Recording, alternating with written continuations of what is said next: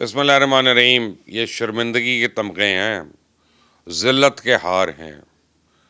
हाय शिवानगी कहाँ हो तुम। जॉन अब्राहम का कड़वा सच, प्रकाश राज का थप्पड़। ये आज का वीलॉग है। क्या क्या हो रहा है यहाँ पे। वो कहते हैं होता है शब रोज़ तमाशा मेरे आगे। जंग में जान देने से बड़ी कुर्बानी कोई नहीं होती है। वतन अजीज़ पे मिटने वाले सिपाही किसी भी मुल्क और कौम का सरमाया होते हैं। उन्हें हीरो तस्लीम किया जाता है, उनकी कुर्बानी का एतराफ़ किया जाता है, उनकी बहादुरी के एतराफ़ के तौर पे शहरों में उनकी यादगार मनाई जाती है, उनके मुजस्मे नस्ब किए जाते हैं। निसाबी किताबों में इन हीरोज़ के हौसले की दास्तानें बयान की जाती हैं और जंग के अख्ताम पर उन्हें बहादुरी के मेडल से नवाजा जाता है। पूरी कौम अपने शहदा के अहले खाना की शुक्रगुजार होती है, उनके साथ अकीदत का इजहार करती है। कौमें तो अपने गुमनाम शहदा को भी नहीं भूलती, बल्कि उनकी यादगारें बनाकर उन्हें खराज तहसीन पेश करती हैं। लेकिन आज इंडिया में ऐसा नहीं होता। इंडियन हुकूमत अपने सियासी फ़ायदे के लिए अपने फ़ौजियों की हलाकत का सिरे से एतराफ़ ही नहीं करती। भारतीय सेना अपनी ज़िल्लत आमेज़ नाकामी को छुपाने के लिए अपने फ़ौजियों की लाशें गायब कर देती है। इंडियन एयरफोर्स जंग में तबाह होने वाले अपने तैयारों का मलबा छुपा लेती है और इंडियन आर्मी मोर्चों में सिपाहियों की लाशें लावारिस छोड़कर भाग जाती है। भारत दुनिया का वाहिद मुल्क है जहाँ जंग हारने पर भी फ़ौजियों में तमगे बांटे जाते हैं। भारत दुनिया का वाहिद मुल्क है जहाँ जनरल से लेकर आम सिपाही तक ज़िल्लत का ये हार खुशी खुशी कबूल करता है। अपनी स्क्रीन पे ये नोटिफिकेशन देखें, ये इंडियन एयरफोर्स के उन 26 लोगों की फहरिस्त है। इनमें वो पायलट भी शामिल हैं जिन्होंने बुज़दिलों की तरह रात के अंधेरे में घात लगा के पाकिस्तान पे सिविलियन आबादी पे हमला किया। ये सारे के सारे जिंदा हैं, लेकिन इनमें वो पायलट शामिल नहीं है जो वापस भागते हुए मारे गए, कुत्ते की मौत। भारत की अपनी पहली खातून फाइटर पायलट शिवानगी सिंह। शिवानगी सिंह का भी नाम नहीं है इस फहरिस्त में। शिवानगी सिंह 10 मई से लापता है। पूरा भारत उसे तलाश कर रहा है। लोग पूछ रहे हैं कि शिवानगी है कहाँ। भारतीय आर्मी चुप है, इंडियन एयरफोर्स खामोश है, हत्ता कि भारतीय मीडिया भी इस सवाल का जवाब देने में नाकाम है। मेरे गौरव आर्या, अर्नब गोस्वामी में अगर थोड़ी सी भी गैरत है तो बताएं ना कि शिवानगी कहाँ है। पालकी शर्मा और बरका दत्त में थोड़ी सी भी शर्म है तो बताएं ना कि इंडिया की पहली खातून फाइटर राफेल की वो इस वक्त कहाँ पे और किस हाल में है। मेरा चैलेंज है कि गोदी मीडिया शिवानगी के घर जाने की कभी हिम्मत नहीं करेगा, क्योंकि शिवानगी की मौत का एतराफ़ करने का मतलब 6 तैयारों की तबाही का एतराफ़ है, बल्कि शिवानगी की मौत का एतराफ़ करने का मतलब 7 तैयारों की तबाही का एतराफ़ है।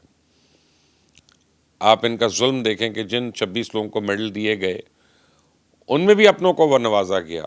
ग्रुप कैप्टन उमर साबिक इंडियन एयर चीफ का बेटा है। स्क्वाड्रन लीडर विवेक चौधरी साबिक air chief marshal VR Chaudhary का बेटा है। और इस कदर कमीने लोग हैं कि इंडियन एयरफोर्स के 4 एयर मार्शल्स ने भी ज़िल्लत का ये हार खुशी खुशी अपने सीने पर सजा लिया, लेकिन उन्हें एक बार भी अपने मरने वाले पायलट्स का ख्याल नहीं आया, उनकी कुर्बानी तस्लीम करने की जरूरत नहीं हुई है।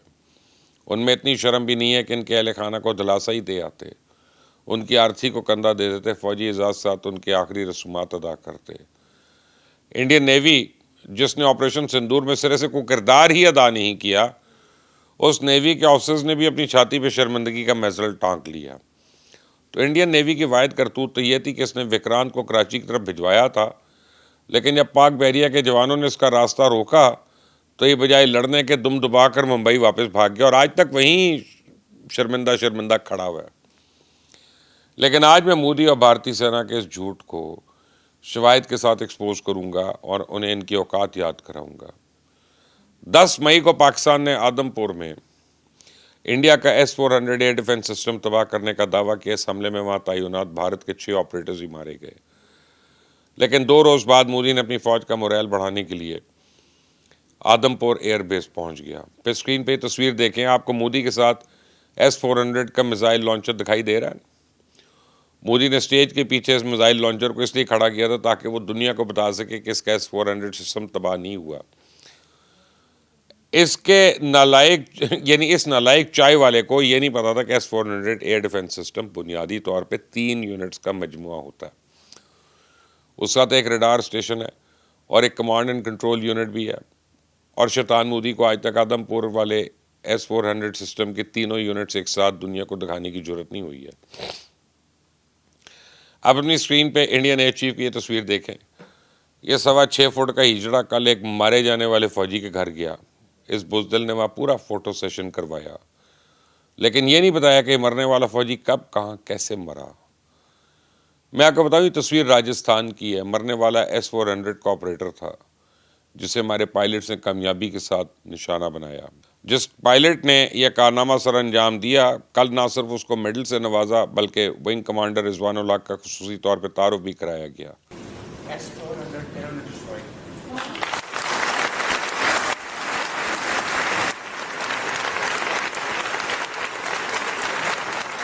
ये हैं वो पायलट जिन्होंने S-400 को उड़ाया था।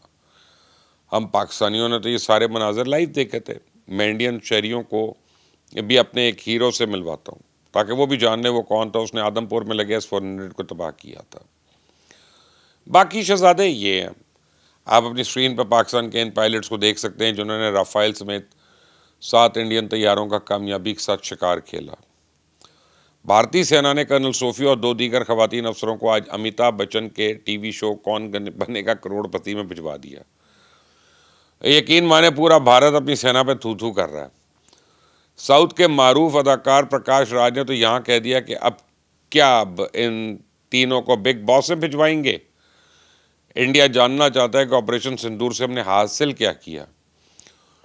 तो इंडिया जानना चाहता है कि इस लड़ाई में इनके कितने तैयारे तबाह हुए, कितने पायलट और फौजी मारे गए। इंडिया जानना चाहता है कि इस जंग का ईंधन बनने वाले सिपाहियों की कुर्बानी का एतराफ़ क्यों नहीं किया जा रहा।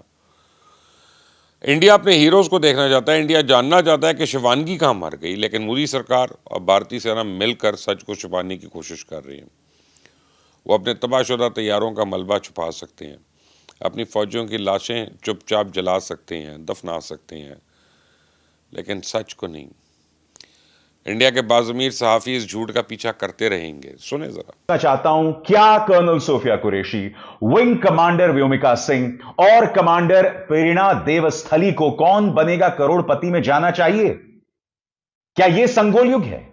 क्या यह न्यू इंडिया है जिसमें वर्दी में इस तरह से हमारी वीरांगनाएं एक प्राइवेट क्विज शो में जाएंगी, जबकि इस देश के सामने इतने सवाल हैं, उन सवालों का जवाब इस सरकार नहीं देगी। पहले मुझे शक था कि मोदी सरकार ऑपरेशन सिंदूर पे फिल्म जरूर बनाएगा, लेकिन जैसा आजकल भारत में लोग ऑपरेशन सिंदूर का मजाक उड़ा रहे हैं, मुझे नहीं लगता कि ऐसी किसी बकवास फिल्म को देखने के कोई सिनेमा हॉल आएगा। इन लोगों में तो इतनी जुर्रत नहीं हुई कि जिन फौजियों को ये मेडल दे रहे हैं उनके कारनामे भी कौम को बताते ना। जिन फौजी अफसरों ने खुशी खुशी मेडल अपनी छाती पर सजाए, मैं चैलेंज करता हूं कि खुद उनको भी नहीं मालूम होगा कि आखिर उन्होंने ऐसा कौन सा मार्का मारा है जिसकी बुनियाद पे नहीं ये मेडल्स दिए गए। अब तो बॉलीवुड के अंदर से आवाज़ें आ रही हैं कि मोदी सरकार नफरत के प्रचार के लिए फिल्म के मेडल को इंतहाई सफाकी के साथ इस्तेमाल कर रही है। सुने जरा बॉलीवुड स्टार जॉन अब्राहम किस तरह मोदी सरकार के लते ले रहे हैं। When films are being made with the intent to sway people in a hyper-political atmosphere and they find an audience, that's scary. And to answer your question, no, I've never been tempted. And I'm never going to make those kind of films. Just like I can't make adult comedies. Operation Sindoor पे film ना बनाने की एक और वजह भी है, और इस वजह का नाम है ट्रंप। मुझे यकीन है कि मोदी सरकार अपने इस झूठ को फिल्म के पर्दे पे दिखाने की कोशिश की तो प्रेसिडेंट ट्रंप जो है वो तो शवाहिद और सबूतों के साथ मोदी को एक्सपोज कर देगा। बहरहाल दुख हुआ मुझे ये देख के कि इन्होंने अपने मारे जाने वाले फौजी और अफसर्स जो हैं उनको रिकग्नाइज नहीं किया। कम से कम हमें शिवानगी का ही बता दो, उसको ही कोई मेडल दे देते बेचारी को। पहली राफेल की पायलट आई और बिना सुहागन बने उजड़ गई। मुझे कमेंट्स अपनी राय दीजिएगा, कैसा क्यों हुआ। इस चैनल को सब्सक्राइब करना मत भूलें, बेल आइकॉन को प्रेस करें। अल्लाह हाफिज़।